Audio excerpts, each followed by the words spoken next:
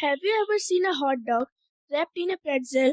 This viral American street food is crispy, soft, and packed with flavor. Start by mixing flour, yeast, sugar, salt, and warm water. Knead the dough until it becomes soft and smooth.